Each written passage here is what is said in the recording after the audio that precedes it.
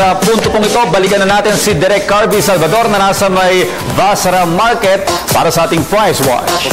Direk.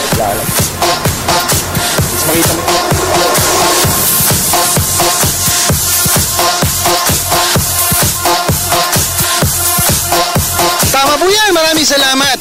Tulad ng aking pinangako kanina, ito po ang aking mga nakalat na impormasyon tungkol sa kanilang mga pinagbibiling presyo ng mga prutas dito sa market. Now, simulan po natin sa presyo ng Apple Big. 35 pesos po ang isang piraso. Yan po, napakalaki ng kanyang mansanas. Meron po sila rito yung mangga na hinog. Wow, na 85 pesos po ang isang kilo.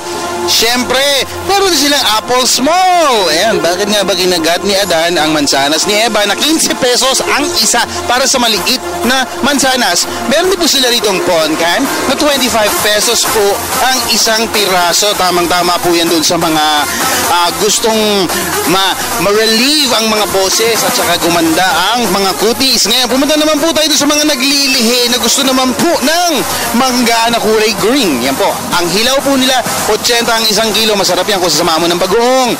Meron din po sila rito na pinya. Ayan po, pinya kung saan marami ang mata, 70 pesos po ang isang kilo. Siyempre, hindi makukumpleto ang prutas kung hindi natin pupuntahan ang paborito ng aking kaibigan na si Audrey Goriseta, ang saba, kung saan po 3 pesos and 50 cents po ang isang piraso. Ayan naman po. Kung gusto niyo naman po ng a little of hydration, meron po sila rito singkamas na 40 ang isang kilo.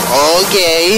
Ang paborito naman po ni Jules Giyang, ma'am, ang santol, 25 pesos po ang isang kilo. Ayan po. Siyempre, paborito ko talaga ang aking kaibigan na si Audrey Goriseta kung saan siya ay mahilig sa isang saging na 60 pesos ang kilo ng lakatan. Oh, paborito pa rin niya ang latundan na 40 pesos po ang isang kilo. Ayan, kunan niyo po. Ayan.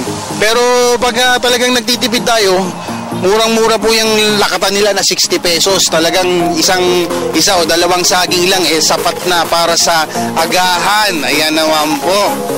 Alam nyo ba na ang saging pampalinaw ng mata at saka talagang ito ay nakakapagpasigla lalo na doon sa mga mahihina ang tuhod.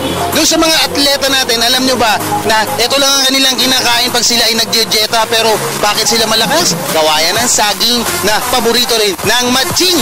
Yan po ang aking mga nakalat na impormasyon tungkol sa kanilang mga pinagbibiling prutas dito pa rin po sa Goliath Market.